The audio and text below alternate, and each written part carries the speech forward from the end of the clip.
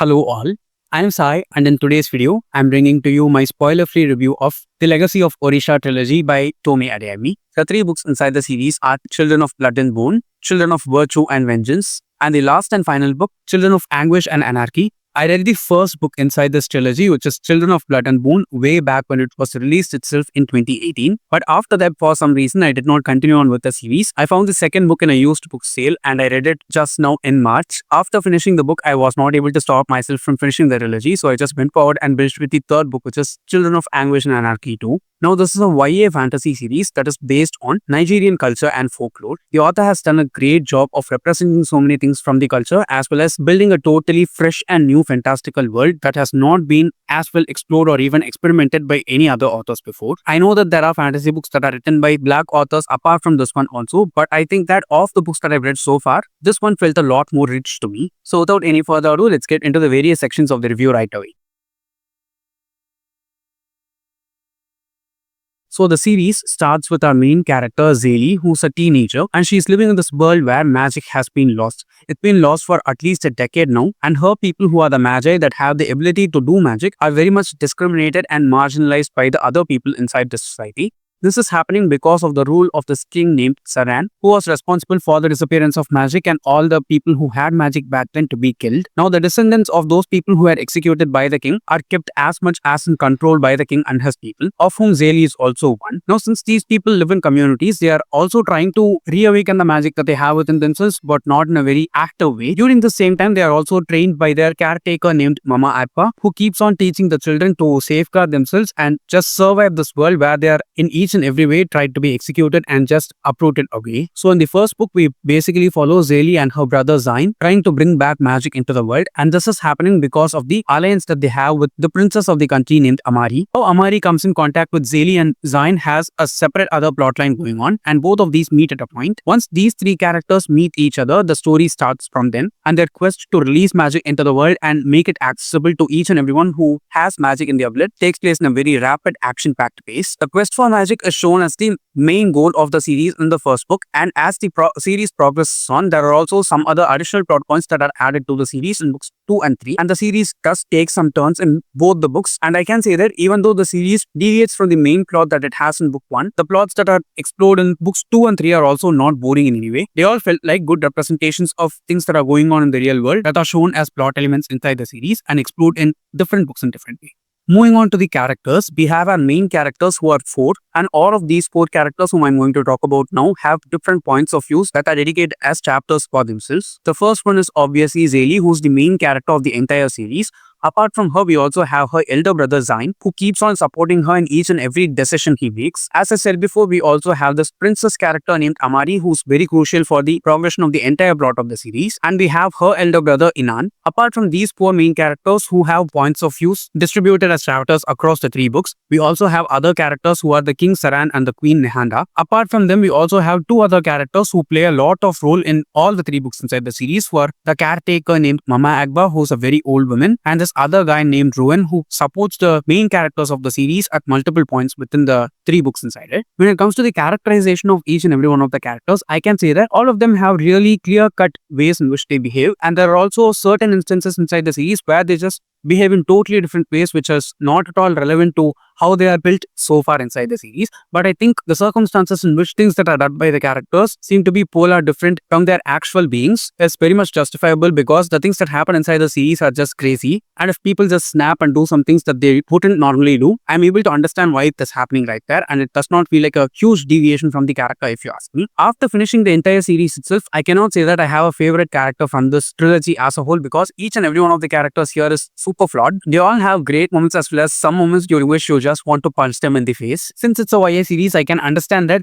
the author is trying to bring in the real life age of the characters also inside the series, so that it doesn't feel like they are all completely adults just being in the skin of adults inside the series. I see that many people see that as a problem because it feels like the characters are annoying at times, and I am able to understand because teenagers are supposed to be annoying because there's so much going on in their lives, so much going on in their bodies, and they're trying to save the world here. So if they do deviate from their character traits a little bit now and then, and even if it's totally whole or different from whom they are, I'm able to understand why that's happening. Moving on to the world building and writing, which I think are two of the strongest pillars on which the series entirely rests on, because if you're going to read the series, these two things will totally sweep you off your feet, because the world building that the author does here is just amazing. I've not seen any other author build a world that is very fresh on its take when it comes to being a fantasy world like this author has done here. Starting from book 1 to the end of book 3, this book keeps on growing bigger and bigger, and each and everything that the author writes is easily viewable for us. Okay, it just blooms across in your field of vision very easily because the author's writing is that good. She has taken a lot of inspiration from her own culture, which is Nigerian culture, and the folklore that is followed there. She brings in the Nigerian gods also into play and makes use of them with the kind of magic that she is using inside the series. Each and every time something was brought up from the culture and displayed there, even though I am not aware of all those things already, I am able to enjoy each and everything that the author does with her knowledge there. It is really good, lush and rich. The writing of the author is also just amazing. Okay, just going back, I want to talk about a little more about the world building, especially in book 3, because the world building that happens in book 3 is on another different level. Okay, I know that there is a deviation from the central plot that we are following from book 1, but the world building that the author does, especially in the second and third chunks or second and third acts of book 3, are just amazing. Okay,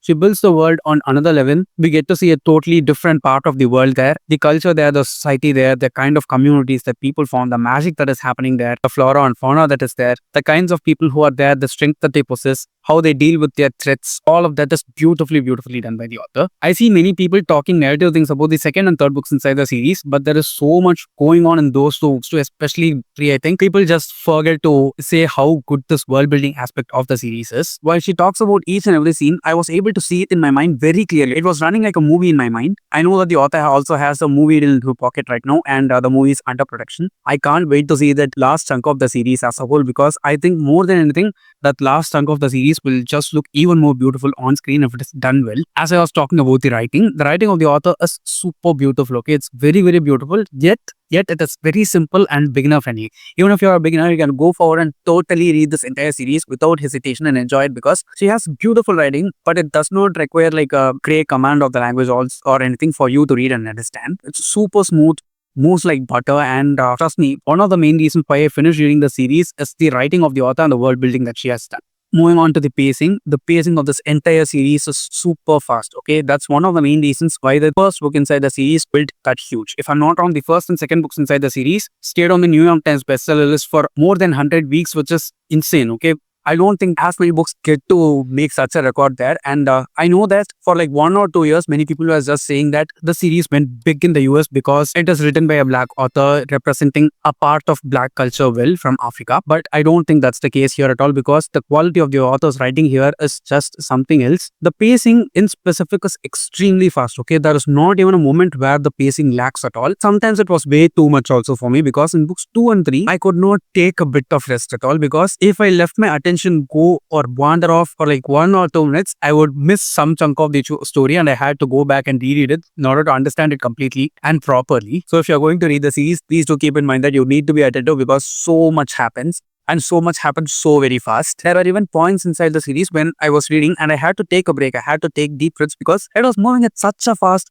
speed. It was going at a breakneck speed, and I was feeling like that my brain and mind were like rasping and gasping for breath because it is that fast pace. And I'm not talking about any single part of the series at all. Okay, from chapter 1 in book 1 to the final epilogue in book 3, everything happens at such a high speed, so it will make you keep on flipping the pages and binge through the series. Finally, talking about my rating for the books, I can say that I rate this entire series as such 4 out of 5 stars. But for the individual books inside the series, I can rate them as 4.5 stars each. I know that this sounds weird and stupid also for some people, I can understand. But for me, the entire series is a 4-star series. Okay, towards the end, it did not feel like it was out of the world, and it did not become like a new favorite for me. But for the things that the author did in each and every one of the 3 books that she has written, I think each and every one of those books deserve at least 4.5 stars from my rating, because except for the speed in which the series went and some kind of plot deviations and character trait deviations, I think the series is very solid. So as a whole, I rated the series 4 stars and each and every one individual book inside the series 4.5 stars. So yes guys, that's it for my spoiler free review of the Legacy of Orïsha series by Tomi Adeyemi. It's definitely a great series that I've read so far this year, and I want to read anything else that the author comes up with in the future also. I know that she has taken nearly 7 years to finish these 3 books, and I think the writing and the world building, as I said before, are totally really worth the wait. And to all those fantasy authors out there, if you're going to take years to finish one book inside a series, please make sure that those books are as good as these, at least in terms of the world building and writing. So yeah, that's it for today. And if you did find this video useful, don't forget to give it a thumbs up and share it with your friends. And if you want to get more content from me,